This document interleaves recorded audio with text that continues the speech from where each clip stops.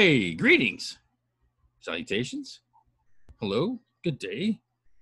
Hi, your mom and them. Hey, you sons of bitches. Welcome back to the Far Reaches podcast, where three of the four reachers are here today. Mr. Joel, hopefully, will join us in a while. He's otherwise detained with some scholastic activity of a proud Oregon State alum. And since some of us also are, we're going to carry on for a while, i.e., it's a Civil War game and it's almost over with, but Joel is catching the end of that, and I can't blame him at all, but we're going to press forward. So I have myself, Micah, Mr. Rawley Bixby, and blending into the black couch is Richard Bradbury. Good day, everybody. How y'all doing? Good. Yeah. Outstanding. Well, as you might have guessed, this week yet again, we are brought to you by the good folks at B&K Auto Salvage in the beautiful Grand Ronde Valley. That's LeGrand in Baker City. Local used and auto parts and scrap metal dealer. Area code 541. Say it with me, 963-6744. And you tell them the Far Reaches podcast sent you. As always, we will start out with our weekly update segment where we kind of catch everybody up about what's been going on in our world, whether it's important to anybody else. Well, that doesn't really matter. It's important to us. So we'll kick it off with Rally. You seem you're pretty intent. You're actually on the couch ready to go. Let's see. What's going on? You got a weekly update for us, man? Oh, I suppose there's plenty to talk about. What shall you choose to share, good sir? Yes. But I'm a pugilist. Never mind. Yeah. Thanksgiving was yesterday, and it was just Kel and I, and smoked a turkey and had a fantastic meal. Made, as everybody does, lots of food and plenty of leftovers today. Just the weather's been gonna be nice for quite a while, so which is this time of year you start gearing up to be feeding every day, but it's kind of nice to have bare ground and still have grass to go to keeping up the winter costs a little. So that's a good thing. And well, I did have an event this week that was rather interesting in my life. This is the one I think you're going to tell us about. It'll be quite entertaining. Yes. Yeah, no, it's the first time I've ever been in the middle of building a hot wire fence around a hayfield that out of nowhere a horse ran by me with a saddle on it and no rider. And it's better. Yeah, no, it turns out there was a individual who rides his horse to town every day up here in the local area, and he has a business. And yeah, he apparently rode through the field every day prior to my building wire there. Well, he was riding. A lot of movies start like that, yeah. Riding through the field and saw didn't see the wire. That it's one single strand of hot wire, but it wasn't electrified yet. But wasn't paying attention, rode right into it, which in turn created his exit from the horse, and the horse come running by me, and I didn't see nothing going on. Well, a little bit later, I'm standing there working on some fence, look over my shoulder, and here comes a guy pissed off as hell walking across the field right at me, and coming up to me, he gets real close. The first words out of his mouth is, "What kind of fucking asshole are you?" Of course, I don't know. I didn't know he was there until he was about 100 feet from me. But I just figured the horse come from a long ways away. I didn't know where it come from. But just anyhow, he my first words were, "What? How bad's my fence?" And apparently that didn't set well with him, because his next words out of his mouth was, "Well, you're a fucking prick, aren't you, for not coming over there and giving me a ride?" And I'm like, hell, I didn't know where you come from. I didn't even know where the horse come from. Anyways, this guy, he was pretty hot under the collar and commenced to want a fist fight and everything else. And well, only in my world does that ever happen. I'm out in the middle working by myself, not bothering anybody, and have some jackwagon want to fist fight me. It was kind of an interesting event, but good watching nonetheless. So when considered, you'd have to come help pick him up and give him a ride even. I mean, come on. Yeah, no, well, when the horse ran by, I kind of thought, God, where'd that come from? And obviously across the field, there was nobody around, didn't see anything. So I mean, what do you do? The horse kept running, hit the highway, and went on down the highway there. So I don't know why. But yeah, it was an interesting event. But yeah, That's something you don't see every day. Yeah, you're in the middle of nowhere and still attracting a-holes. You know, you watch an old Western movie and after they have a shootout scene or something, you see a horse running by with no rider. Well, I just happened to look up and it was running past me. What in the shit is going on here? But, yeah, that was a fun little story from this week. There's a lot of good Westerns that involve fencing and fighting, too. That seems to be, for a long time. Those two went together like whiskey and water. Yeah, I suppose so. He didn't like it when I asked him how bad he tore down my fence, and he didn't find any humor in it anyways. But, maybe since then he's seen the humor as he's had time to collect himself a bit more. One can hope. No, yeah. I don't think so. He fell off his horse and hit his head. Well, that was the other funny thing is that he kind of got on the attack with me, and when he was wanting to fight, he says, "What kind of a cowboy are you? Whose hired man are you?" And I said, "You're asking me what kind of cowboy I am. You just fell off your horse. What the hell, dude? Where do you get off?" Well, at least knows where my horse is at and can see a fence. Yeah. Oh yeah, you're like, does this guy get brained or something? Am I gonna swing on a brain damaged individual? Like, how would you feel about that? Well, I couldn't figure out what the hell he was. I mean, he clearly fell off and bumped his head. He was acting like he needed to bump again, but finally I don't think you understand today. The manager made me the rosin jaw. That would have snapped his poor little brain. Yeah. No, he wasn't seeing things clearly, but he finally left. Well, at least you go buy a scratch-off lottery ticket because he has no idea how lucky he is. Yeah. I'm just saying. Yeah. The interesting part is I'm guessing the guy had to have been pushing 70 years old, and he was about the size of Kelly. I mean, he's not a very big guy, and I'm just thinking, are you serious right now? Big old ugly bastard like me out here swinging a hammer, building hot wire, and you're wanting to come fist fight with me? Kind of makes you wonder how I made it that long already. Yeah. Grace of God and a sharp stick, it sounds like. Good Lord. Wow. Oh, enough about my week. What's Richard had going on? Yeah. Richard. I can't top that. Well, you've been laying some pipe from what I hear. How's that going? Yeah. Laid 3,000 foot of pipe. That was good. I think you just did top it. Laid more pipe than Wabasha Plumbing. Yeah. Yeah, I did. I just that just blows my mind that he'd be on the fight with you. Yeah. A, he's on your land. B, well, yeah, no, I mean, and it's what it is. It's aftermath hay ground that I'm leasing from a neighbor of mine. He doesn't have any livestock to put on it, and he wanted it grazed off and come and ask me, and so I'm just hot wiring off all of his wheel lines and stuff so the cattle don't rub on it. But it just, I would have been thinking, hey, have you seen a horse run by? Yeah. Man, I didn't see that fence. Dumped me off. I'm pretty embarrassed, but you happen to see where my horse went? Yeah. Usually the guy on foot needs to be the guy that's more graceful. Yeah, a little mea culpa, if you will. Yeah. Yeah. You would have thought humility already got to him when he hit the ground. But. Yeah. I think it knocked it all out of him. Yeah. Unless some bone sticking out somewhere, if you don't get up and not happy that you're all intact, then you have the wrong perspective on life. And your horse too. Yeah, like it didn't get busted up. You're okay. Like bruised my pride. Yeah, that's a good point, Richard. Yeah. Not quite sure where his mind was, but I didn't know who he was at first, but in talking to some folks later on, they said he has a tendency to be a little hot-headed.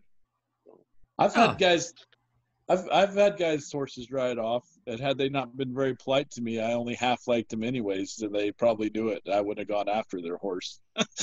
There's that also. Yeah.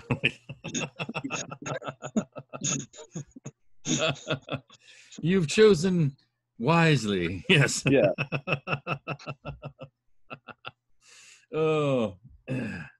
We've been busy weaning cattle, so and all the joys of that. So calves are really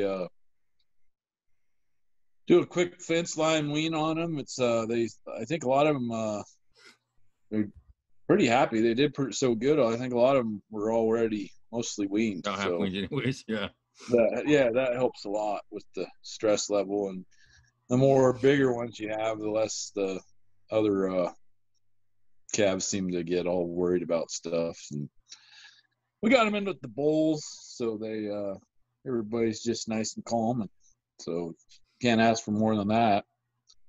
Do you wean at a certain number of days, Richard, or does it kind of depend on the year, or do you have a program where you have to have so many days on mama cow? I could disqualify myself from some program, but I just listen when the ball's out of them, they're weaned. Yeah. Well, I just curious. Yeah, some people are like, it's the first Thursday after Thanksgiving, and other people will have a program, and some folks are like, dude, this year they're already weaned off, or I'm either going to wean, maybe even wean early because of the grass or the calves or whatever. So I just curious what your system was. We were still in residual glass this time last year, and some of the people are on cattle for were like, how come you haven't weaned those? Why would I wean them? Everything's good. So anyways, yeah. I'm a difficult person to work with. I like to think of the cow-calf unit. I like to put that first. And if everything's hunky-dory and there's feed to eat, why get a big yank about it? So, I mean, really. You wild man. Yeah. Yeah. So, yeah, it's all about keeping them all nice and calm. I like a nice calm bunch of cows. I don't like to get in there, stir them up. We weaned a little bit earlier this year than we did last year, so everybody's content. So that makes me content. I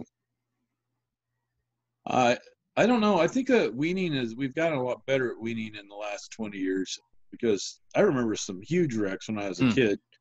I have no desire to re-experience that. That's one of the worst things. Get a big wreck with a bunch of calves is about the most miserable thing you can do. No, yeah. So, yeah, especially like it would be about 7 to 10 days after you finally got through that battle too, then everything just went totally to hell. I think fence line weaning probably helps quite a bit. I think just being in tune of when they're kind of ready to go certainly helps. Well, let's say not like I'm by no means an expert, but a lot of things were in our favor this year. The calves were a little bigger. They probably the mothers weren't producing as much milk, and it was nice and cold when we were weaning them. So, I mean, weaning in when it's nice and crisp and stays crisp all day seems to be ideal to me. So it just does a good mix of conditions. Mm-hmm. So, yeah, what are you going to do? It's just can be bad, it can be good. It was good. So timing, man, like a rain dance. How's that? Important. How's that for completely non-committal? About as good as you can get, really. I think that realtor thing's rubbing off on you. Yeah. Yeah. Well, it really depends on a lot of factors and how they come together and when. Yeah. And we're just going to have to play this by ear. Yeah. And as you can tell, I'm absolutely not a systems guy.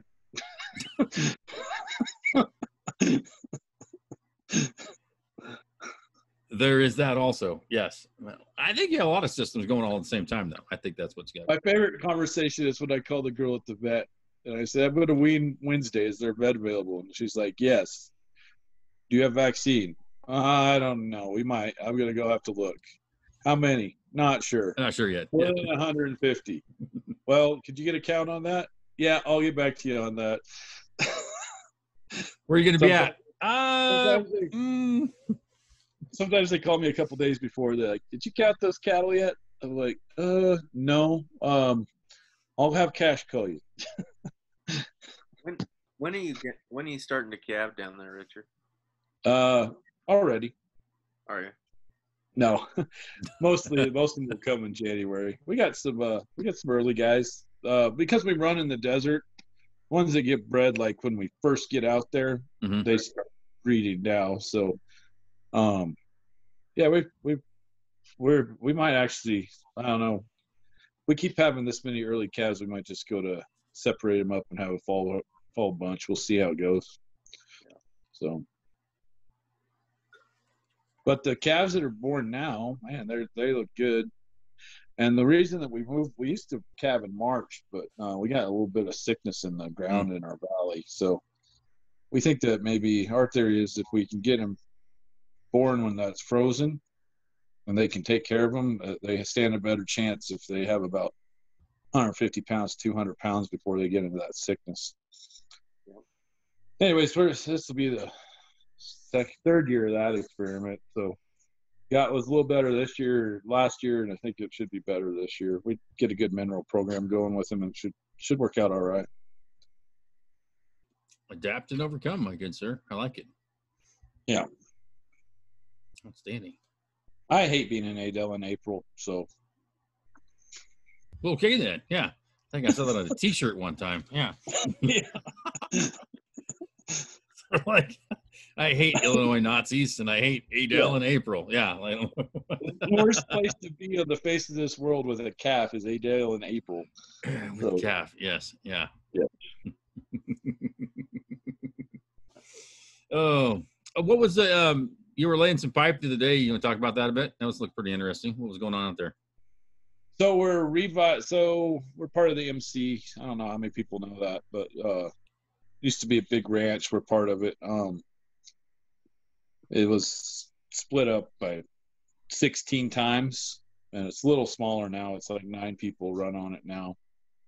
But one of the pieces that never got sold was a place called the Sandlots, and this is a Western term that's not even around anymore, but they had what they call California pens, these big feedlot pens. So we have bunkers along them, and then these big feedlot pens in these sand dunes, and it's got vegetation and brush and everything out of them.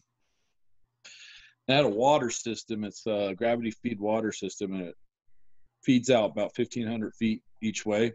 So we have so there's 1, 2, 3, 4, 5, about 7 pins. Oh, and wow. Then it's split up, one in the middle, and then one feeds 2 on the end, and the other one feeds 2 on the end.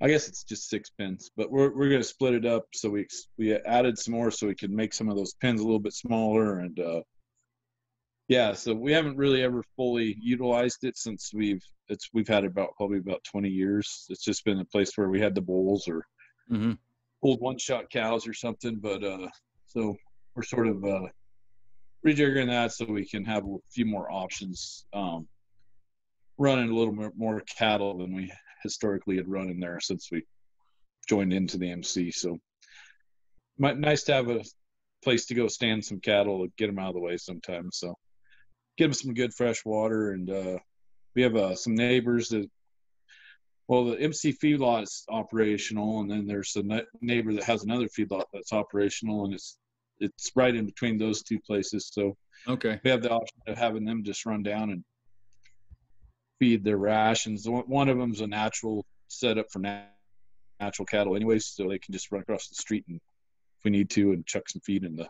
bunks. And so we have we're interested to see what the future brings with it. It's I think it'll be a useful tool. We're just learning. We don't 100% know where we're going, but we thought maybe having good water would be a good start. I like it. Yeah, outstanding. That's way cool. Oh, and my brother-in-law is the Western poly pipe.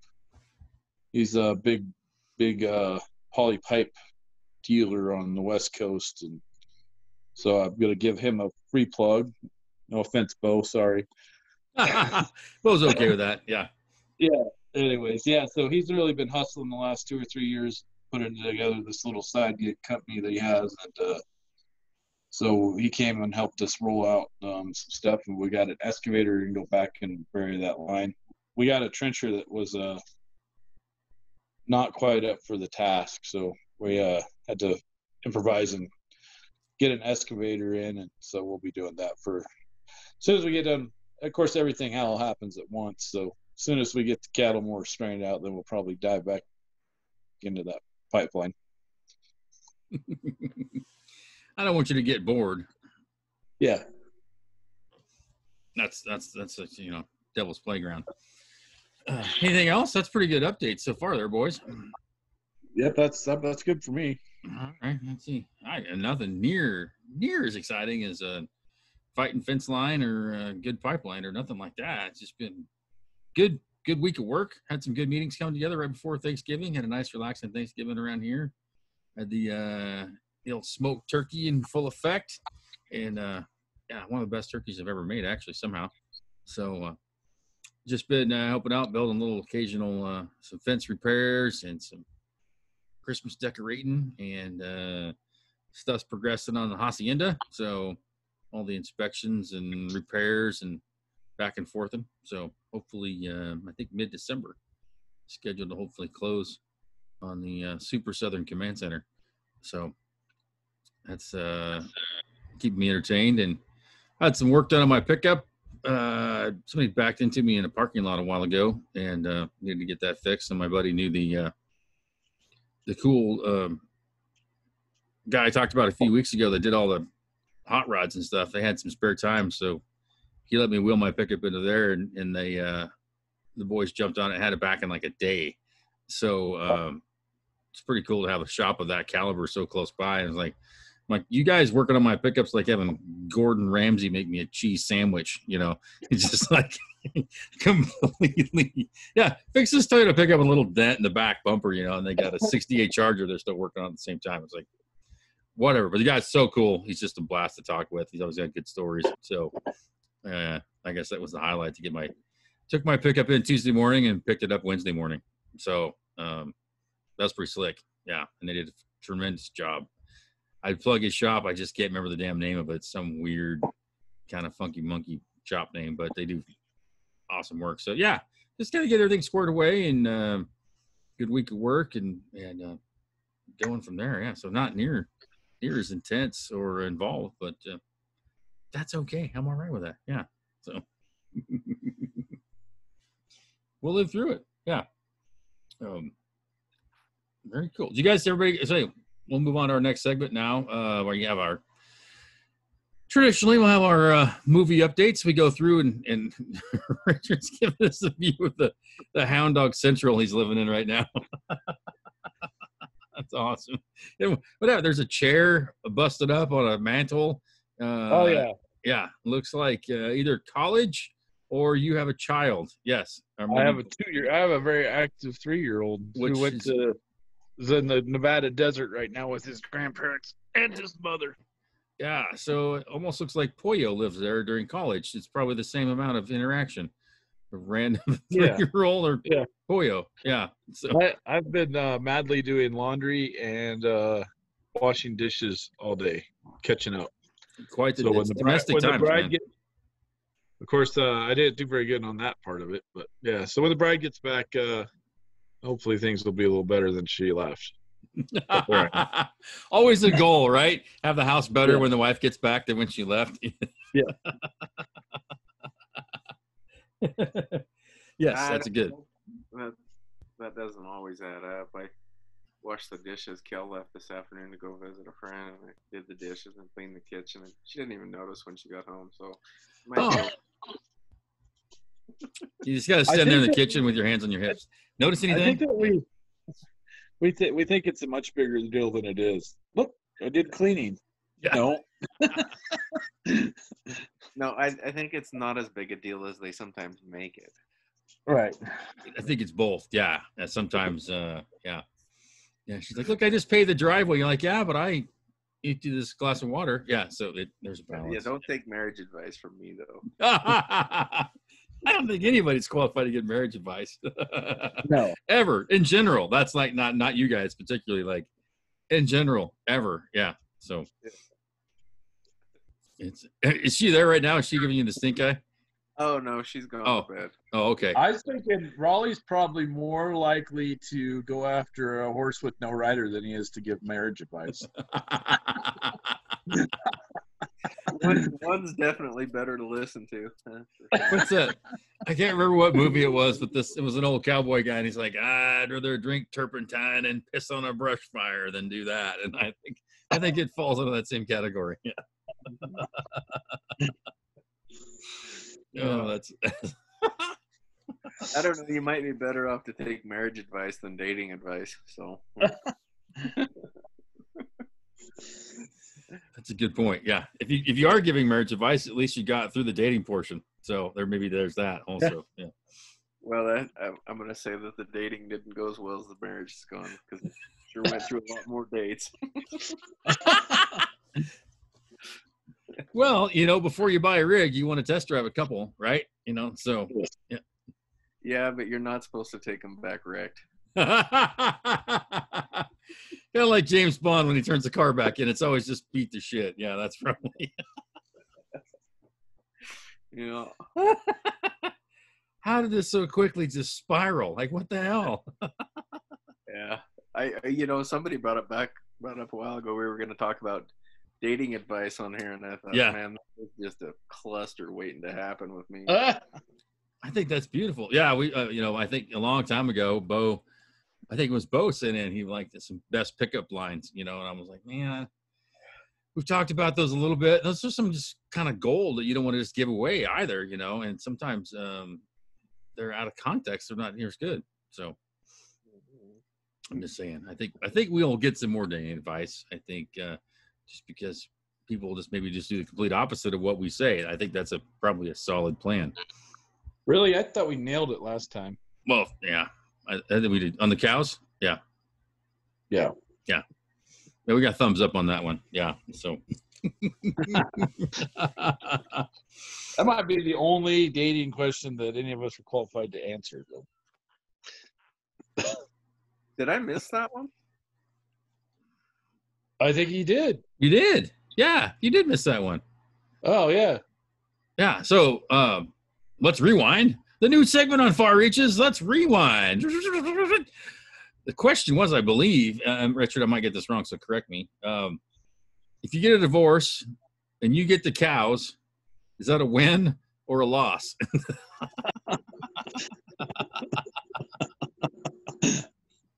Is this where the Fifth Amendment came in?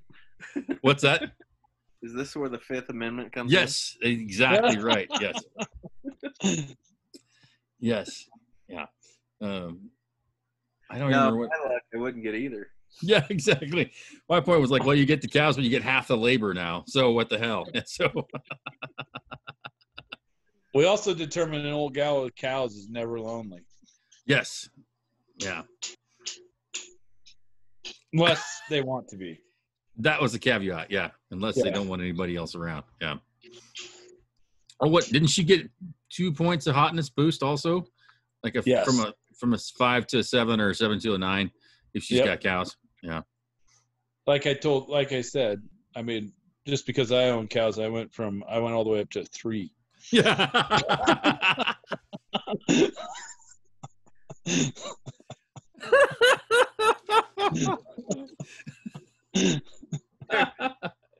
All the way up to 3. There is no glamour whatsoever.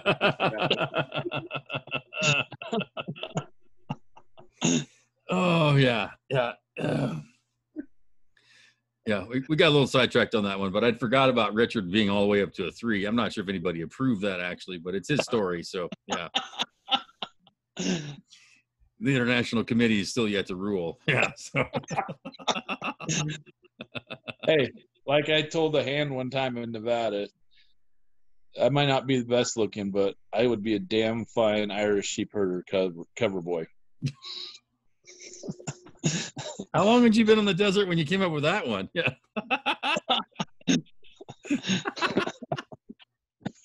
What desert were you in? What? What part of the desert were you in?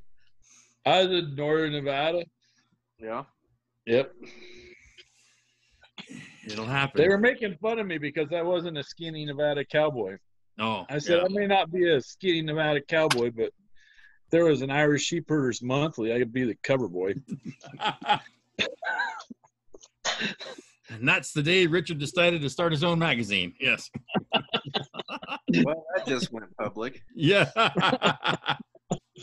There's one edition. It's very rare, highly sought after. Yeah, it's a blurry picture of Richard on the front. He was still perfecting the selfie at that point. There's a whole island full of me. I just pictured the whole. What's that Despicable Me with what's the little yellow buggies called? The Minions? Yeah, I just pictured a whole island of Richard Minions running around. Yeah. I don't know how a whole bunch of redheaded skinny women got stuck with a bunch of Neanderthal Viking-looking dudes, but cruel twist of fate. That's why they're so fiery. Yes. Is that inner burn? Yeah.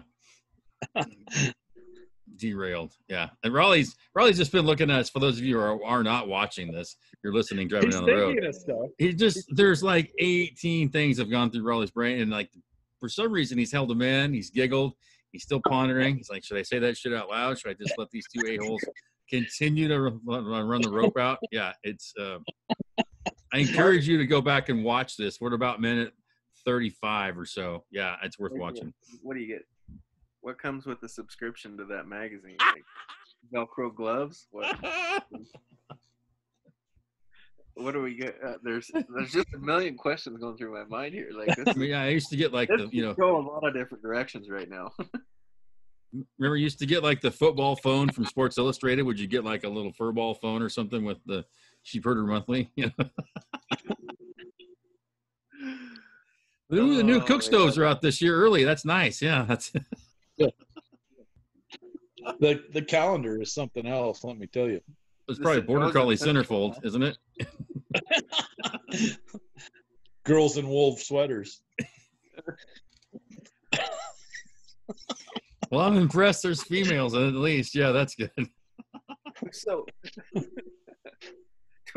best 12 pints of Guinness poured this year. Ooh. Our man on the street gives his review, like literally on the street. Yeah.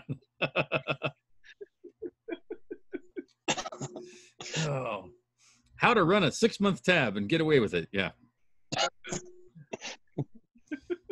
think we're going to have a whole subsection about this month on Irish Sheepherder Monthly. Yeah. It's only one episode a year, but don't worry about it. Yeah. Yeah. The lost stanza to Danny Boy. Yeah. What happens when Irish eyes are smiling? Yeah. That would be. Oh. Marino Hera tribute. Yes. Like 20 minutes ago, we were going to go into a new subject. We were going to talk about the movie we've been talking about. Dating advice. We did a quick rewind on last time's. What I want to know is how come it went from dating advice to sheep herding? I mean, I'm a little concerned.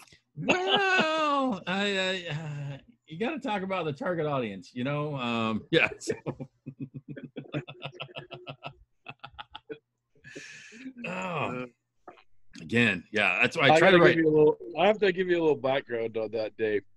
So we're riding out across the desert. We went and got about 30 head of cattle that sort of got wispy and weaned. So there's some big old yearling type 600-700 pound calves with it. Elena, it was the first time I'd ever gone riding with Elena. And so all the cowboys, of course, were hitting on her. Anyways, so it was looking pretty bad for me. And then we had to rope something. And the cowboys got mucked out and lost the rope. And I was like, shit. Last thing I want to do is go explain to my dad that we were roping something and everybody's rope got attached to it. So it was running down a gully, and it sort of paused for a second. And so I just jumped off and bulldogged it. Got all the ropes off of it. And she's like, I have never seen anything like that. And I was like, yep, I've never done anything like that. That makes two of us, darling. Yeah. Of course, I didn't say that. I was like, yep, no problem. The Anyways, rest of the day, you're like, Cowboys- holy shit. The Cowboys were pretty quiet the rest of the ride back. Did it have horns or was it slick? Did you just like muscle it down or did you actually get the chance to like turn it? As we Jumped on its trotted head. along, and he just sort of stopped. And so I just pulled the horse up real quick, jumped off the side of him, but jumped on his head. So I was hoping There's for about maybe a little bit 14 more million graceful. no, it wasn't graceful at all. It was mostly just root. It was more like a train wreck than anything graceful. Mm-hmm. Everybody hurt at the end. And that's why I'm not a skinny little Nevada cowboy, because this comes in handy every once in a while. It's hard to get up when you got 300 pounds sitting on your head. That's what she said.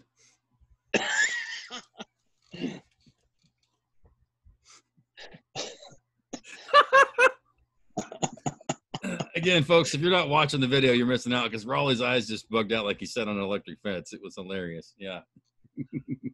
Sorry. I had some visuals from peeping days. It happens. It happens. Oh, and that's when Al knew that she'd met the right man right there. There's no doubt about it. Improvise and overcome. That's the Richard way. Yeah. So great rewind. We went clear back into the courting days. Yeah. That's how not to have long conversations about proper animal handling with Dick Bradbury. Those are coveted workshops too, kids. Yeah. Yeah. Hey, there needs to be a book written on this. Most definitely. Yeah. Most definitely. Whew, I got to think about where we're at now. My 4 iPads went to sleep. I lost my notes. So here we are. Okay. Yeah. Outstanding. So recap a little bit. We've had our weekly introduction. We did a little bit of a dating rewind so we could drag Rawley into our personal hell about the cattle question that was sent in to us, which led to some reminiscing. Richard talking about some of his dreams of starting his own magazine, and then early impressive ranching story about when he was first riding with his wife. So wasn't the wife at the moment, but I'm pretty sure it's a huge contributing factor to the fact that they now are experiencing wedded bliss. So for those of you out there listening, courting the bride. Exactly. Congratulations, good sir. You done well. Yeah. So good to be happy here for you. Okay. Well, now we're going to officially kick it into the movie review of the week. Rawley picked a great movie called Trump Card, and it's by an author named Dinesh D'Souza, who's a really interesting past. I've seen him on TV quite a bit. I hadn't really dug into his history to a large degree until I started thinking about this movie and where we were going from there. He calls it Trump Card, and Rawls, then I'll kick it to you for a second too. But after watching it, that was I think people read the title and think it's just all about Trump, and it's not really. It's about America, I think, is what I really appreciated it. So maybe tell us what led you to bring this movie up, and what are your thoughts about it? Honestly, I kind of looked into Dinesh back when he was sentenced during the Obama administration, because he was a partisan, and that was kind of a interesting thing when it happened in my mind. So I've kind of followed along his storyline a little bit. They bring him on as a commentator on several news stations too, periodically. And when he wrote, or when this movie documentary, whatever you want to call it, came out, it just seemed intriguing to me. After listening to all of his interviews, I kind of really started to appreciate and enjoy his perspective on things. And he's a very intelligent guy, and always has a lot of background to back up his data and what he has to say. And when I saw that movie had come out on, I don't remember if it was Netflix or what it was on for sure, but it's something that I was interested in watching. Hadn't watched it up until I mentioned it. So I was more than anything in the state of the world's affairs right now. I was curious as to what this man had to say, and I thought it'd be fun to talk about with you guys.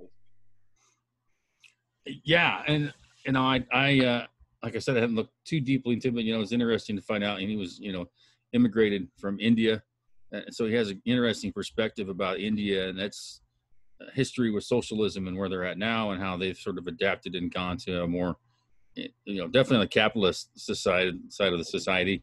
So his perspective, I think it's always really interesting to hear from people who have come here from other places and have experienced these other systems in the world. And obviously they're all different, and not really anything's as free as we are here.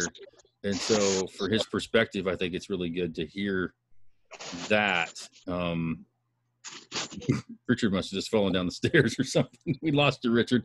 So yeah, I think he did a phenomenal job. Again, like he really just explored these different, I call them buckets, all the buckets really that I think that the we call the left or the Democrats or whoever you want to put them into, society in general almost kind of divides up into every faction and kind of how they're being approached and what they're about. So he talks about basically all the buckets of people and how they're impacted and what they're doing and how they've interacted with the current president, but mostly just about how they're perceived and dealt with, and tries to talk to some people from each of those groups, be it Black people, be it Islam, be it gay community, wherever. And so I think that was the most interesting part for me, was just like this picture of America and how everybody's, coming together. And for me, I guess when I was in school back in my day, we were really kind of taught about America being a melting pot, like everybody brought some of their culture with them. But when they got here, we all kind of assimilated was the word. And we became Americans, and that's what we were first and foremost, as Americans. And so that's how, I guess that's where I come from mentally, is like we all come to that as when we're better for all the things that we brought to this country. And then it seems in the past 10 or 15 years, people have been getting put off in their own little buckets and and then American. And that's where I think a lot of our dissents come from, because we lose track of the fact that we're Americans first. We're all here in this same pile, in this melting pot. You don't lose your culture, but there's a bigger culture that everybody's part of. No, I felt like it really shed a lot of light on identity politics, Mm-hmm. and going back to what you're saying about Americans all coming in and being what they bring to the American culture, but he really divided things up and put a pretty clear perspective on what all we're dealing with right now. I mean, as far as race and religion and the things that are really divisive in America right now, and kind of gives some backstories on a lot of them. What are your thoughts, Richard? I liked Nesta Souza. He originally wrote a book called 2008 about Obama. Mm-hmm. And one of the most brilliant things he did is found Michelle Obama's PhD dissertation or master's dissertation about medieval blacksmiths, and published a snippet of it. It was incomprehensible. It was unbelievable. Anyways, then he goes back and he sort of does a background on Obama's grandparents and his father in Kenya, and his parents. So it's pretty interesting history on what is behind him. And it's also the first, after reading that book, it caused me to go and read Rules for Revolutionaries by Saul Lewinsky. Yeah, exactly. And which was a huge eye-opener for me. And if anybody can stomach it, it's worth the read, because you can see that playbook on the left side playing out every day, and it gets more and more. It's amazing the impact that one man had on that part of our politics and just how unethical and he was willing to be to accomplish the end. And you see it he and Obama and Hillary Clinton were both disciples of Lewinsky and spent a lot of time with him. So you can see what his impact has had on our last 30 years of politics. And it's pretty eye-opening. Massachusetts also worked for Ronald Reagan. And so he has been sort of indoctrinated in politics for a long time. And to see the arc of his career and him going to being academic and working in politics and then actually having caused such a stir that he got put in jail, then had to be pardoned. It's just and like you said, coming from India, it's an interesting thing. One thing I think we get caught up in this idea of socialism because we don't know what we're transitioning into in our body politics and what the culture is going to look like in the next 20 years. And it's really convenient to label it something like socialism, but I don't really think that's what it's going to be. I think it's going to be more along the lines of capitalism. We just don't know what it's going to be. It's difficult. And I think that a lot of the people that are pushing it, though, are calling it democratic socialism. That's the term that they've coined. I don't know what the hell that means. That seems like an oxymoron to me.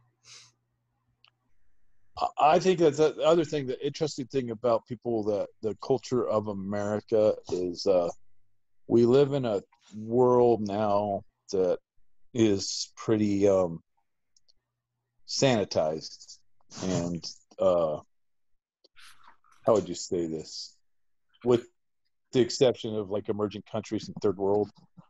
But what people forget is that the Americans on whole are one of the most violent races on the planet. And I don't think that particular quality of our character, we haven't been pushed quite to that limit. And so that movie made me go back and read excerpts from The Sovereign Individual. And their premise is that we are going through this. And this is also what I read from George Friedman and Peter Zion. We're going through this transition culturally across the world. We're transitioning into something we've never seen before. Like, we transferred from knights to cavalry to the army in World War I. It's more sophisticated World War II. Desert Storm more sophisticated. Our War IV now is more sophisticated. But with each one of those transitions and each different type of leader we have, the culture changes and the systems that we use to govern ourselves change. And we are going through a particularly traumatic turmoil. We're going through a traumatic time right now because we are making a huge cultural shift. And we label it capitalism or socialism or communism because we don't know what the next thing is to label it. But I can guarantee you what we're going to is not going to be socialism. Well, I think that's the goal of some people. I think what their thought about it might be. I have more faith, I think, in the American people than that. I think there's just too many examples of where it's failed every single time. And Dinesh, they had a clip of him and he gave it was one of his talks, and he gave an example of that. He said socialism is the second most blatantly failed idea in the world, right behind slavery. And you never hear anybody say, slavery could work if we just did it right.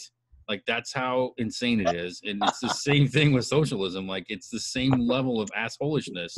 There's no way you do it, quote unquote, right. You guys, the government can't run the freaking post office. You expect them to have this whole system of whatever you want to capitalize it as. Bad choice of words for me, but like, I just don't have any faith in what they do at all. And it breeds corruption too. Socialism does. Well, the other thing is every one of these systems always comes down to is the people that are feeding you. And as soon as the people that are feeding you lose interest in feeding you,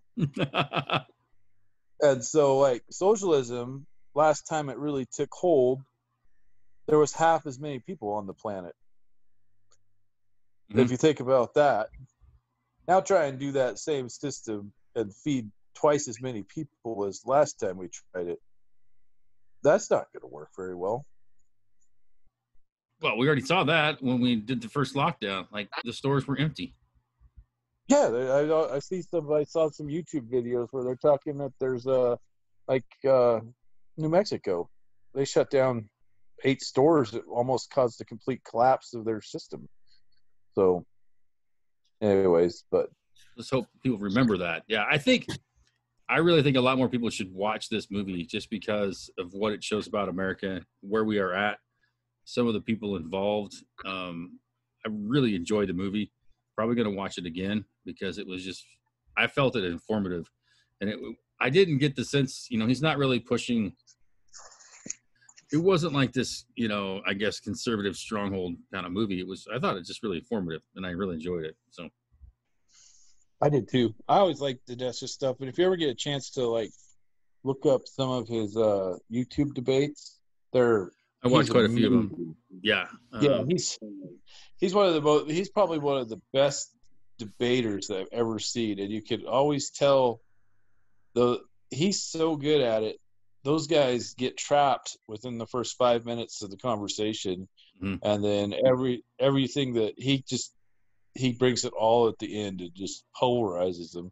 Yeah, that's one of my favorite YouTube wormholes I go down is often some of his speeches and they'll get invited to university to come talk about just politics basically. So yeah.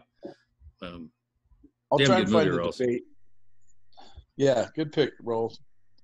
And the book it's Rules for Radicals, I believe, not Revolutionaries, Richard, just to be a stickler. Okay, Rules for Radicals. Yeah, is written by Saul. Is it? Yeah, Saul Alinsky, 1971. Rules for Radicals. Oh well, then Rules for Revolutionaries is written by Guy Kawasaki. Maybe. That sounds right. Let me look real quick. For those of you who are playing along at home, I'm looking this up on my phone at the same time. Rules for Revolutionaries.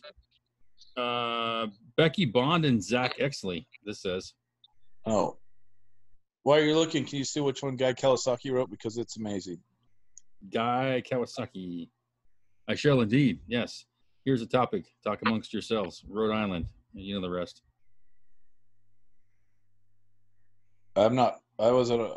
What happened in Rhode Island? Oh, it's neither a road nor an island. Discuss. Oh. Come on. Classic Saturday Night Live. Yeah. They're an island to themselves. Yes, very well.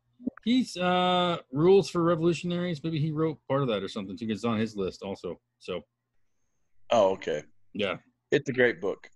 He was the main marketer for Apple back in the glory days. Yeah. Yeah. The Macintosh Way was one of his things he worked on. Yeah. Yeah. Yeah. He's the guy that coined the phrase evangelist in like a business type of thing. So there's still in Silicon Valley. There's still guys in Silicon Valley that consider them like tech evangelists, or they still throw that word around. He's the guy that coined it. So yeah, don't confuse that with the Saul Alinsky book, because the Guy Kawasaki book is amazing. Check it. I've not read Rules for Radicals for a long. I think 8th or 9th grade. I think that one came across my desk. It's been a long time. But I need to check out Guys as well. So very cool. Very cool. That leads us.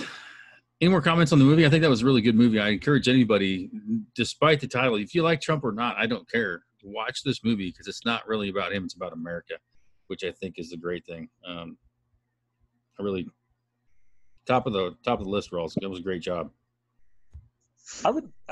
One thing I would encourage people to do is, Oh, I guess read between the lines and realize that, well, I guess I'm probably in a minority, but one of the things that tends to be happening is that regardless of what happens, that the United States is pulling out of the international stage and isolating back towards our country.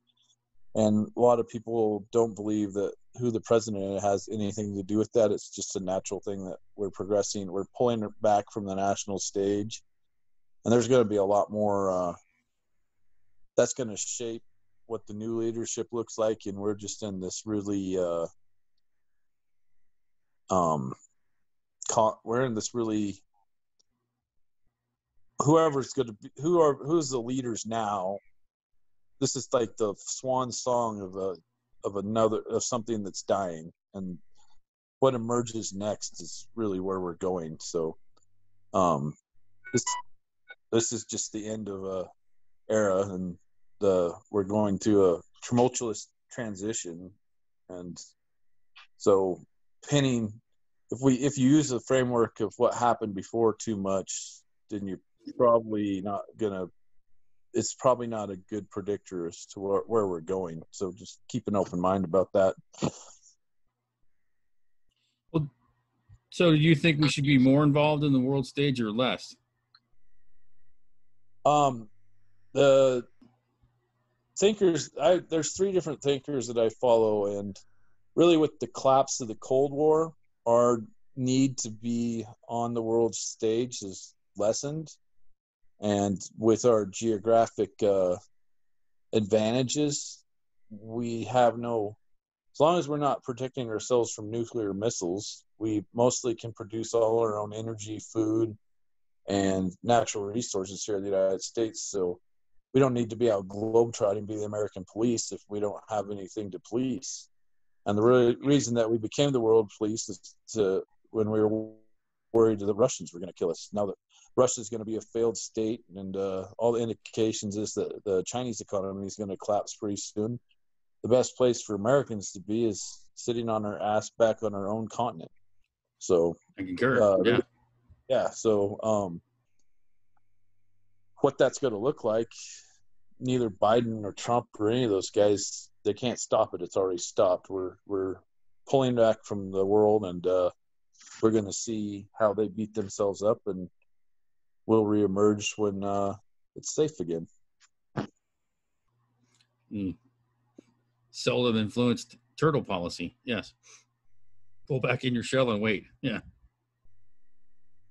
It's fascinating to learn about, like, we have the prediction is the countries with the greatest geographical advantages currently are France, Argentina, Japan, and the United States. Interesting. 4 countries that have the geographical advantage to weather the next 20 to 30 years. Mm-hmm. Yeah, I'm all for kind of keeping young grass mode for a while instead of what we have been doing for a long time for many different reasons. So interesting. You mentioned Japan. What, from a geographical standpoint, what exactly puts them on the same platform as the rest? They can control the all the shipping lanes. Their navy's already more complex than China's. China's basically hemmed in, as is Russia for part of the year. There's where your ports are and your geographical entrance. So as long as our navy is 7 times larger than, it's probably even larger than that, but so we have 12 to 13 super carriers, and China has 2. And they're both built on hulls that were meant to be casino ships. So they're probably diesel run. Of our carriers, I think that most of them now have been converted to nuclear. Yeah, pretty sure. Yeah. And then you have to think of with every carrier group, Micah probably knows this, every carrier has a complement of ships that goes with it. Mm-hmm. So, and we've been bolstering Japan's been making all the right transitions to navigate the future. and they have the Navy to do it, and they have the geographic isolation to do it. So if you're going to go step on Japan, you're going to have a hard time because they have less to defend, and they have the Navy, plus they have us watching their back. I can guarantee you if anything happens with Japan, our Pacific Fleet will be right there to probably give them a hand, since they're probably the closest thing we have to an ally going into the future. Never know where you're going to end up. Yeah. Yeah. Odds of them not being our ally are pretty slim. I'd say. Yeah. Quick football score update. Oregon State has defeated University of Oregon in the Civil War game. That's a little update. Just that happened about 5 minutes ago. So this is a pretty monumental podcast because that hasn't happened in a long ass time. See what happens when you don't watch? Yeah, exactly. We got a system. Joel watched the game. I did not. So, and whatever that takes, we'll do it again next time. Yeah. So, great movie, Rawls. Appreciate that for sure. And again, if anybody's not seen it, I encourage you to do that. Also, check out some more stuff by Dinesh. His books and some other movies are really interesting. And I just like his approach and his appreciation for what Americans afforded him. So, outstanding. That leads us to our soon-to-be sponsored segment, I believe, the intellectual moment of the week. I'll have to get a nice sound clip with that. So I've got a random quote that I came across. I think that's going to dovetail well with our existing conversation. So if you'll bear with me, I will read that to you now. And it's by James Madison, our fourth president. Knowledge will forever govern ignorance. And a people who mean to be their own governors must arm themselves with the power which knowledge gives. So you got to know what you need to know. Richard, did you hear all that quote? I did. Okay, excellent. What's your thoughts? I love Madison. I think that's true. I think the ignorant guy in the short term can sometimes be completely frustrating. And oh yeah, like playing poker against somebody who has no idea. That's totally frustrating. Yeah. So I guess it's a matter whether. Yeah, I don't know. I think Madison's brilliant. I mean, I think the electrical college was mostly Madison. Electoral college. Electoral. Yeah, they had lights there too. It was pretty cool. Yeah.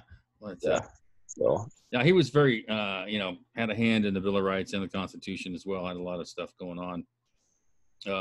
It kind of reminded me too that at this time when we supposedly surrounded by knowledge, a lot of it is filtered and shut off, or we just don't pay attention to it.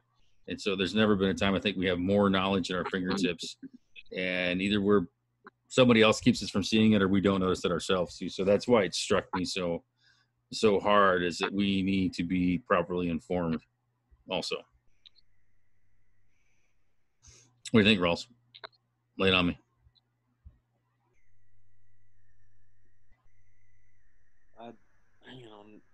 Knowledge is monumental when it comes to most aspects of our life. I mean, there's a lot of analogies a guy could use, but when it comes to governing, and we talk about ignorance there, and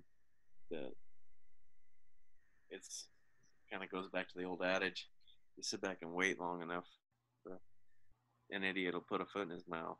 And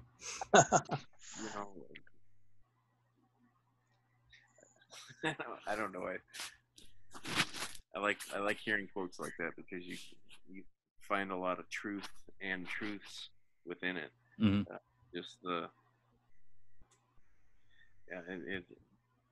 very wise words. I don't know much about Madison. It sounds like, Richard, you've spent some time reading about him, but it's always interesting to me to hear quotes from a lot of the people who were the forefathers of our Constitution and the early years of where the U.S. came from. Mm-hmm. And the foresight that those people had came from wisdom of quotes such as that to really set us up for where we're still at today. I mean, yeah, our country's in a quandary right now as to where it's headed, but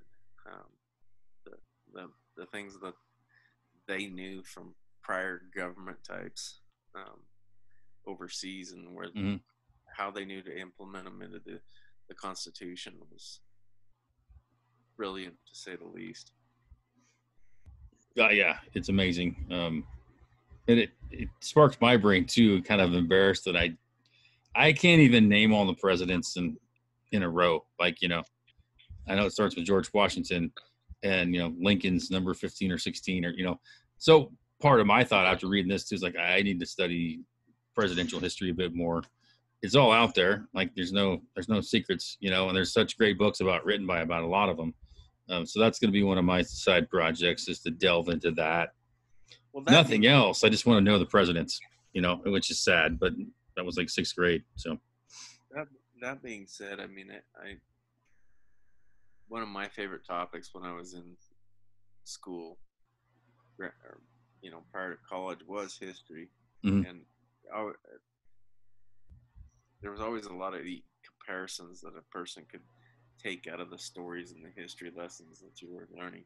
And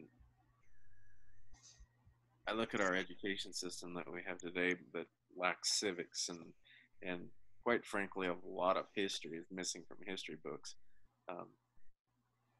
I would encourage anybody of younger generations, because you're going to have to deal with even more of it down the road because of the distancing that there's been between the history books and their knowledge base now, to dig in to U.S. presidential history, constitutional history. Just, it's a great system that America has, and I feel one of the ways that's being compromised is through a lack of education. I would concur. We have a special guest joining us too, Hayes Carl. No, wait, that's Joel Kern. Yeah. That's Joel Kern. What did I miss, fellas? Well, we'll rewind you real quick, and we're good at rewinds. We had some great weekly updates from Richard and Rawley, and we talked a bit about the movie, talked a little bit about the dating advice we gave about the cows last time also. We were just discussing got through the movie. I had the quote. Let me read you the quote real quick again, our intellectual moment of the week, by James Madison. And it is, knowledge will forever... The president? Yes, our 4th president was who it was. So I'll read you the quote. Knowledge will forever govern ignorance, and a people who mean to be their own governors must arm themselves with the power which knowledge gives. That was our quote we were just starting to discuss. Oh, good God. So there was that. Yeah.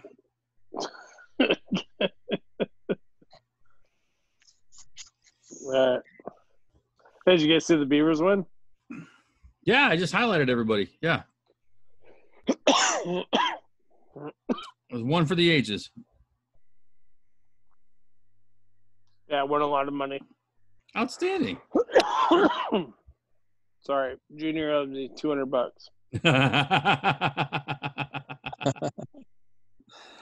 Oh, that's funny. And we lost Joel. Oh, no. You might hit the button. My favorite, I hope it's true about Madison, is that he took most of the notes for during the Continental Convention, which they go back and look at quite a bit. A lot of historians do. And he could write left-handed and right-handed, and he could write in English and French at the same time. Oh, wow. Really? So, but I think the interesting thing about Madison is he's probably the most underlooked framer of the Constitution, but his contribution has probably been the most critical as the Republic grows older. Like he was really looking far out on his contributions where a lot of the other framers were more in the moment. I think a lot of the longevity in the Constitution comes from Madison.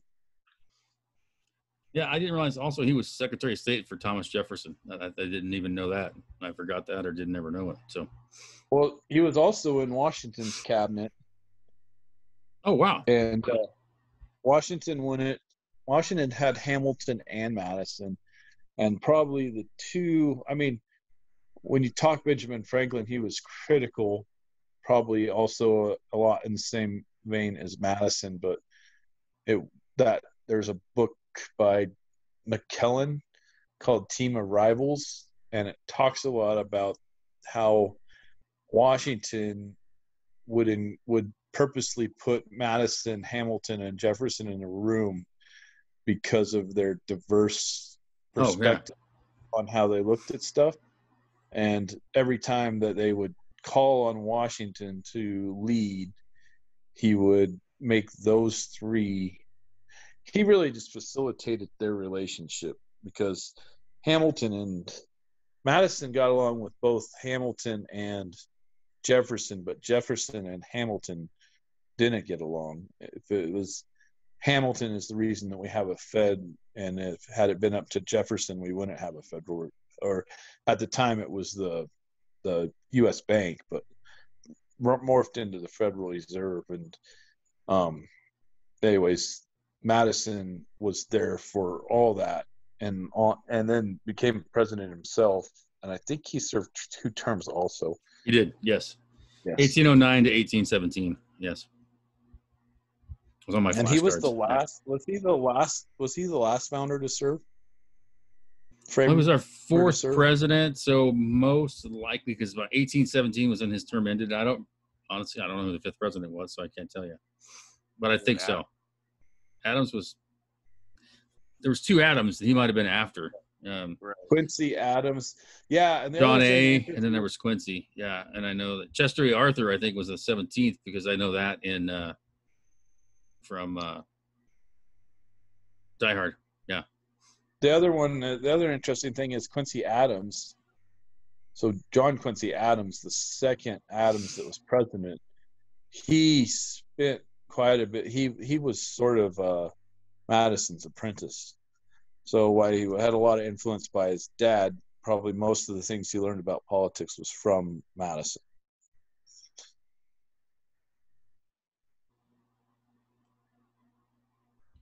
Very cool. Awesome. Well, and any good book about Liz Cheney wrote a really good book about Madison. Oh, yeah. There's so much to learn. Yeah. Sweet. Outstanding. I think we're getting Joel back. I think his phone was dying. Hey, there you are. I lost your phone for a second. Man in the shadows. Now we lost Richard. What's up? There you are. We got you back.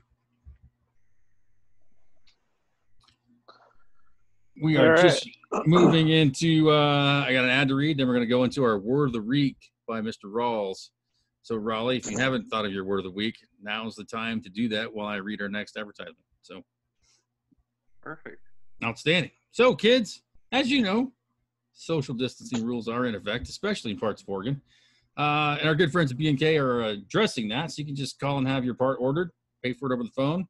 They'll pull it and have it ready for you to pick up when you get there. Or if you do prefer to pull your own, just come on out and enjoy some good old junkyard fun.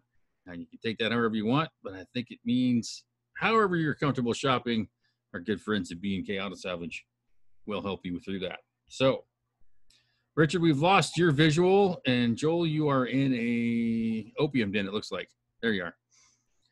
Mr. Bixby, would you please lead us through our Far Reaches Word of the Week? This evening, we're going to talk about all things cattywampus. Ooh. Are y'all discombobulated too? Outstanding. Cattywampus. I don't even know how to spell that. I know what it means, but yeah. Pretty much spelled like it sounds. That's a good answer. Yeah. Anybody got a guess? Say the word again.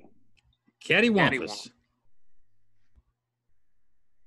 God, it's a compound word, isn't it? It is indeed, yes. It's one I grew up with. Yeah. I've heard that word used when stuff doesn't level. It's all cattywampus. It means like out of sorts, chaotic. Yeah. Not lined up. Yeah.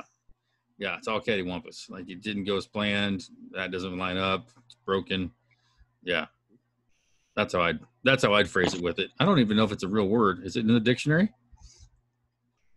Yeah. Oh yeah, gotta be. Oh, I don't know.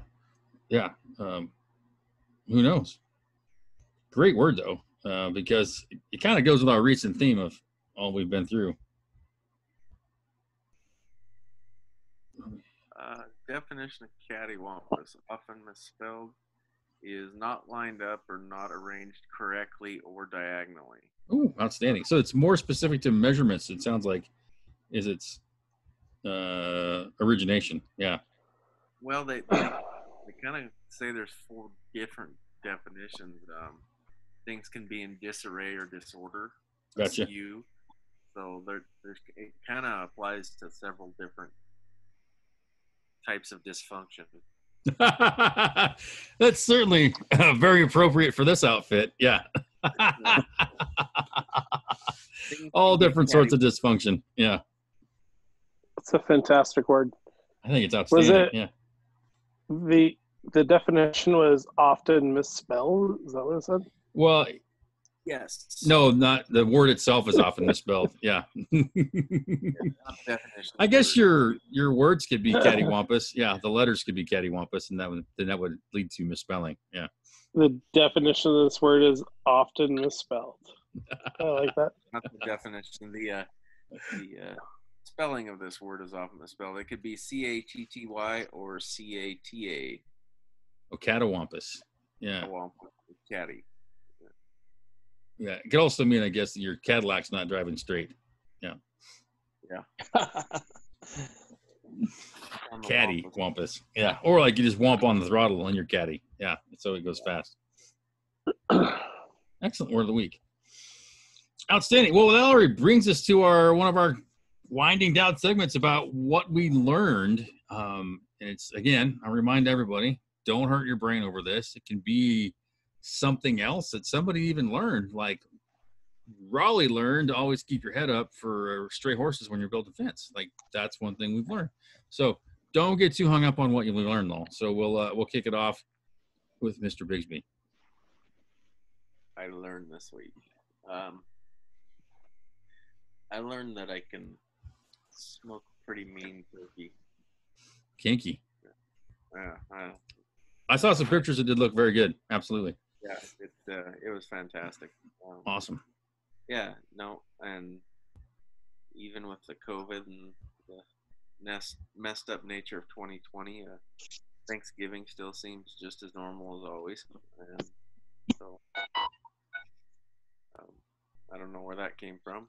I think that's the government van parked outside Richard's house. Yeah. Just not the FBI down the side. Yeah. The ice cream truck. Maybe one and the same. Well, that's hilarious. That's my learning moment for the week. I like it. How cold was it outside when you were smoking that turkey? I started, it was like 16, and then by 10 o'clock it had gotten up to the low 30s. Oh, nice. Are you doing that thing where I've seen a lot of videos of people dropping their turkey in the fryer?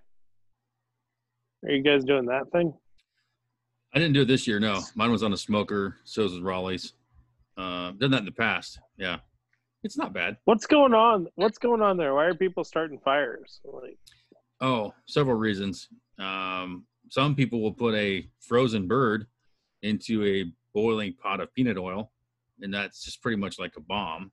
And then also, if you've thawed it out, but you have too much oil in the pot, when you add the volume of the turkey, the oil spills out the side and goes right onto the open burner underneath, and often can cause flame also. So you gotta add that to the ensuing panic, and then using water on grease fire. Much bad. Yes. Yeah. Yeah. So with a little preparation, it's actually pretty slick. But for me, I think the taste is better on a smoked turkey, I think. Oh, yeah. The deep fried deal is kind of the redneck hillbilly version of Thanksgiving.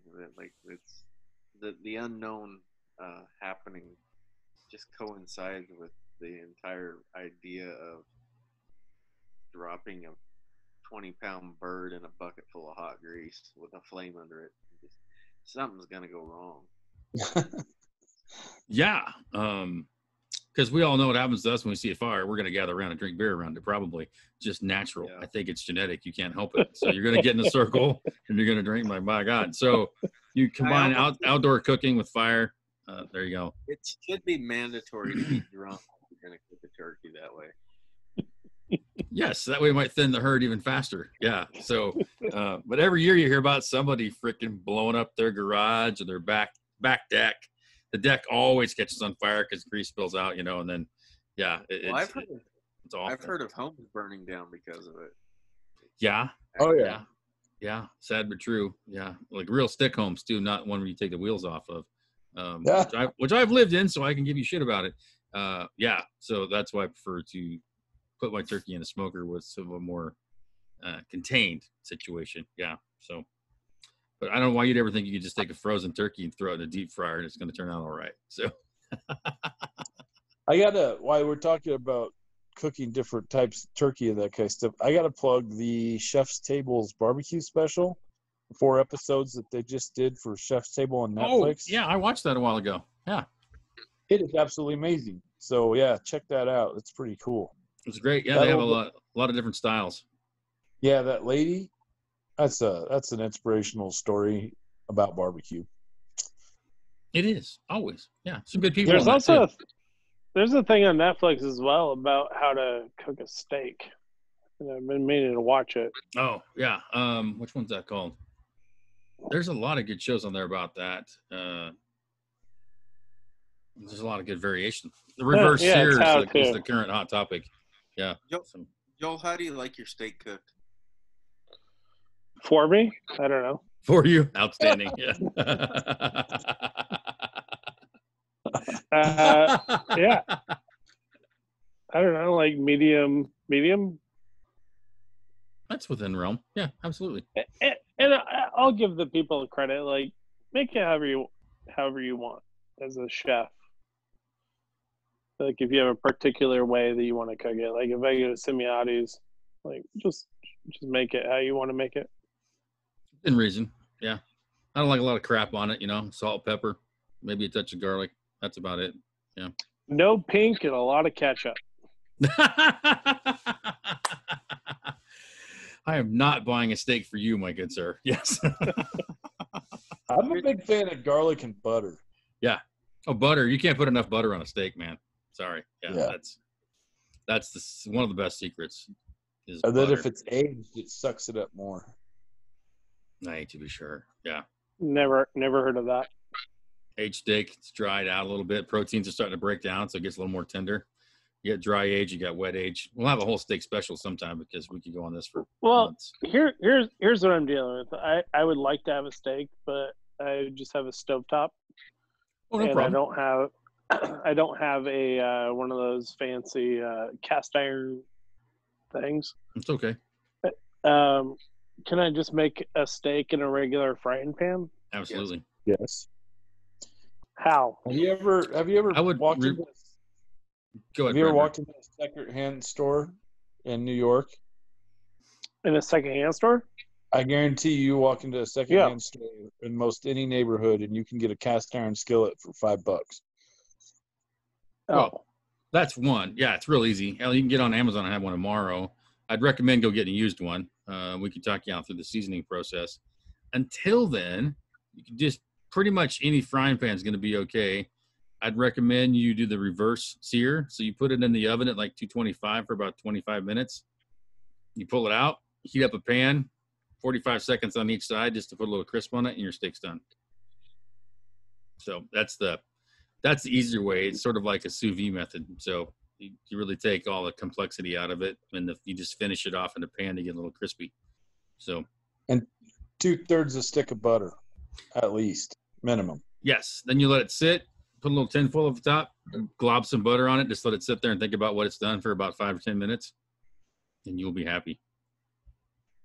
Okay. That's the key. Hey, also, I forgot the most important part. Bring it up to room temperature before you put it in the oven. That's critical. Before you cook a steak, it needs to be room temperature.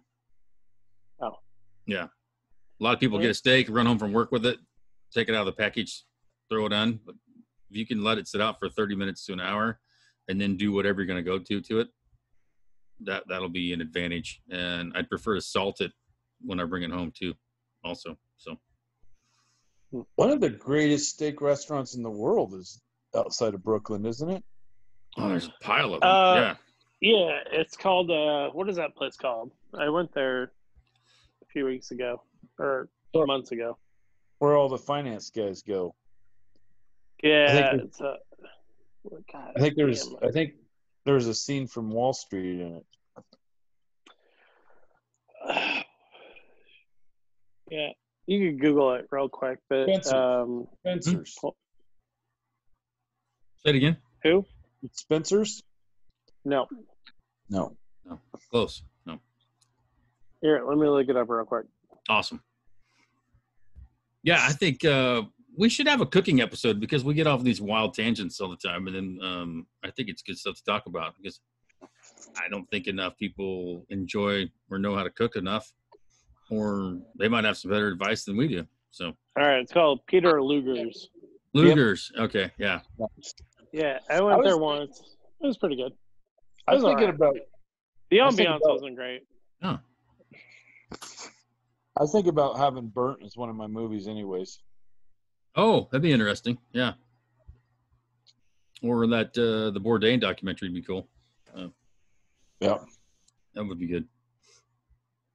Hey, I missed the part about the movie review. I watched it. Oh, what'd you think, Joel? I'm curious. I enjoyed it. I thought this is a little bit of propaganda, but I think he brought up some really good points. Where he lost me is the part about Obama getting a blowjob from that dude. Yeah, I'd never heard about that. I've kind of heard rumblings about that, but I don't believe it because if Obama was going to get a beach from somebody, he wouldn't get it from that guy. Well, I think it looked a little snazzier back in the day. It's been a long time, but yeah, I think his point was like Stormy Daniels got all this attention and accolades for her accusations. Yeah. And this guy got, like, I'd never even heard about it. So, yeah, I'm not going to get into the preference of that dude versus somebody else, but I thought it was interesting because I'd never heard about him. Yeah, I don't believe it. It's all been downhill since Marilyn Monroe.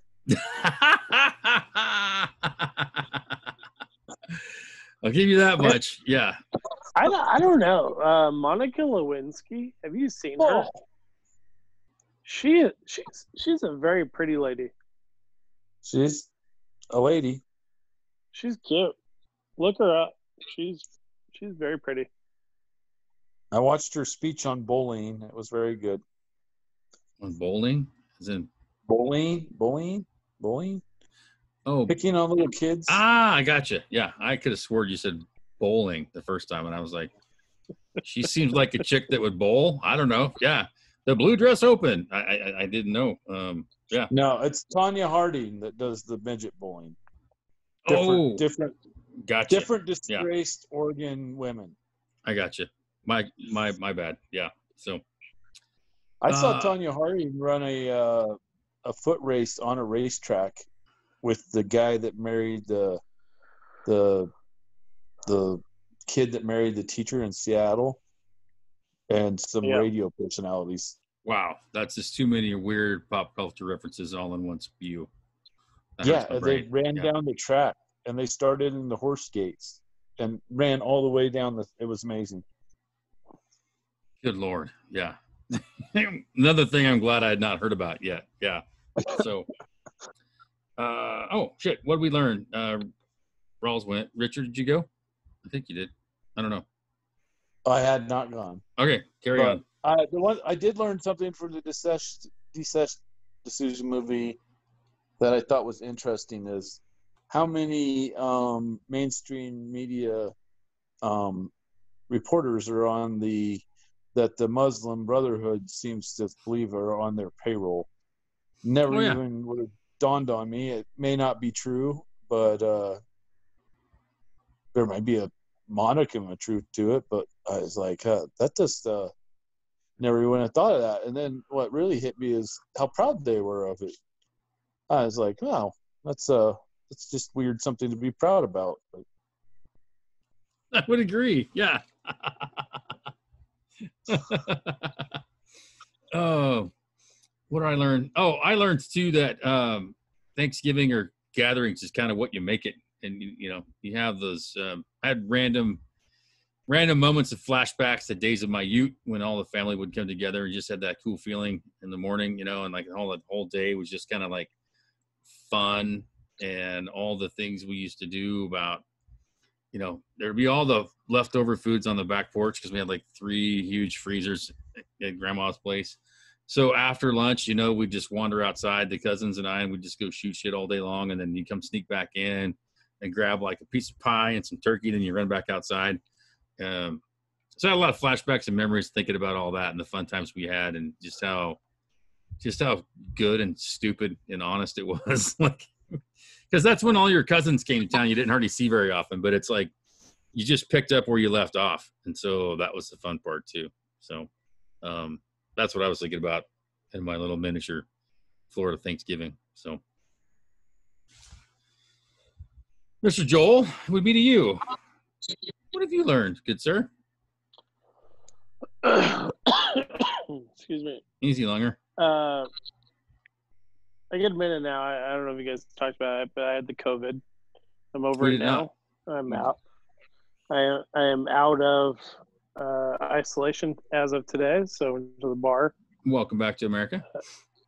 Yeah, thank you. I had a couple of fashions and watched some football.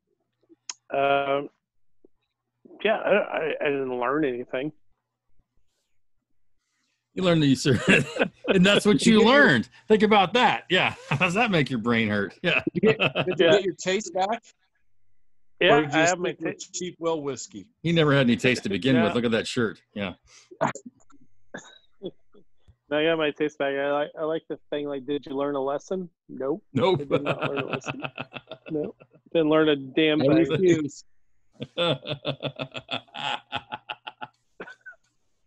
That's one of the best things we've ever learned, Joel. Yes. Thank you. Yeah. Oh, that's awesome. Reader mail. We did not have anything that I recorded for reader mail this week. So if you wrote in reader mail, I'll get you next week. So relax. But we always encourage you to keep writing in because we'll get to you eventually. Which leads us to the best thing of the week, our final segment of the week, which has been known to go for up to 2 hours, sometimes only 10 minutes. So hang on, because we don't freaking know either. So, Joel, we're going to start with you. Best thing of the week. Oh, the best thing of the week easily is the Beavers just beat the Ducks in the Civil War. It's beautiful, beautiful thing. That'll last me a year right there. This forever shall be enshrined as the Civil War podcast because, we were talking before we came on air that it's been a long-ass time since this has happened. And so it was beautiful to get to experience that. And if you get to go watch the game and I help get the podcast running and that's how they're going to win, then I'm totally good with that. So outstanding. Yeah. Richard, what's your best thing of the week? Oh, I drove to Gerlach last night and hung out with the kid and bride. And that was pretty nice. I don't think I had been around for a Thanksgiving with my son, so I think this might have been my first one. I'm not sure. Oh, outstanding. So, being in Gerlach, it seemed like it took for a week. So congratulations. Yeah. Yeah. But what I did learn after I left them at their campground and went back because I cannot drive to Gerlach without going to Bruno's is that Bruno's has one mighty fine Thanksgiving spread. And if you're ever stranded in northern Nevada and need to go to a place for Thanksgiving, you can go to Bruno's. You will do well. That's your travel tip of the week by Richard and his Yes. Galaxy 5G. Outstanding. Yep. Which works for shit in Gerlach. Yeah, exactly. Nothing works in Gerlach, especially clocks. I teased that because that was the old joke. If you only have one day left to live, go to Gerlach because it'll seem like forever. So Yeah, I was going to say, I think the calendars are even broken in Gerlach. yeah, good Lord. Been there too many times. Yeah. So, Mr. Bigsby, what's your best thing of the week?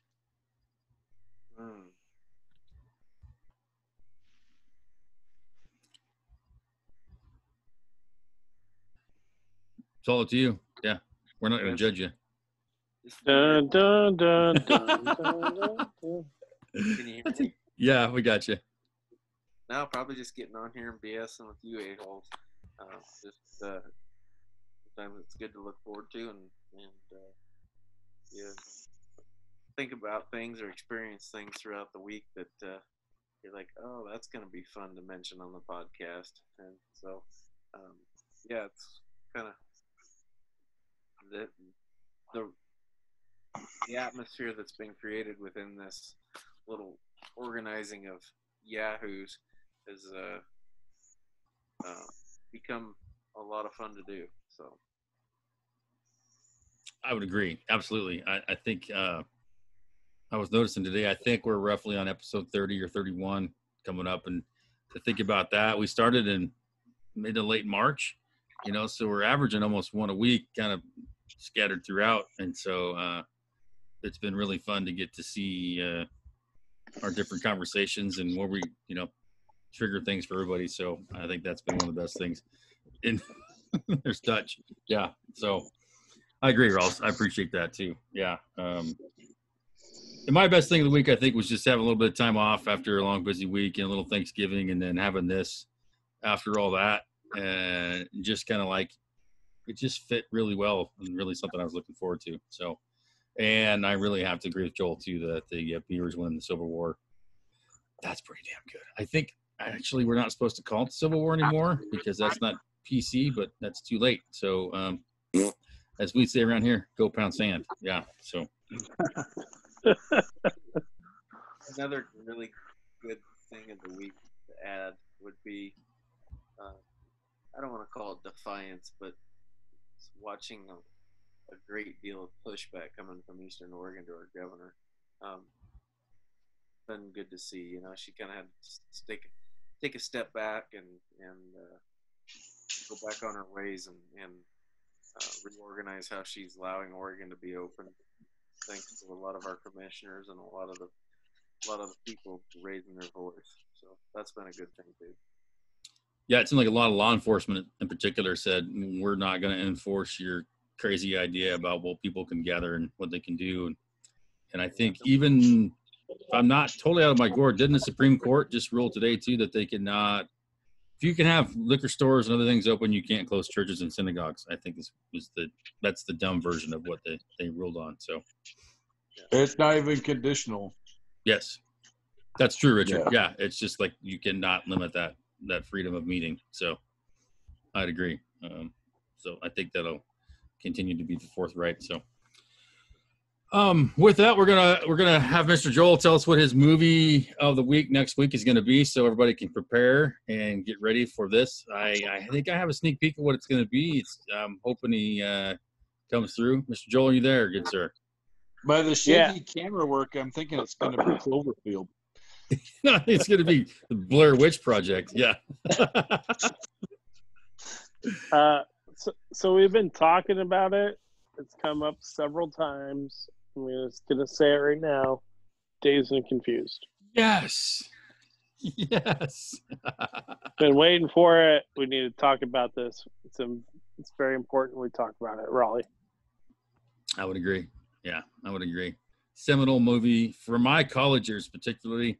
I know Kevy That was one of Kevy's favorite things. Grab a beverage, come over, dazed and confused. A lot of stuff going on with that.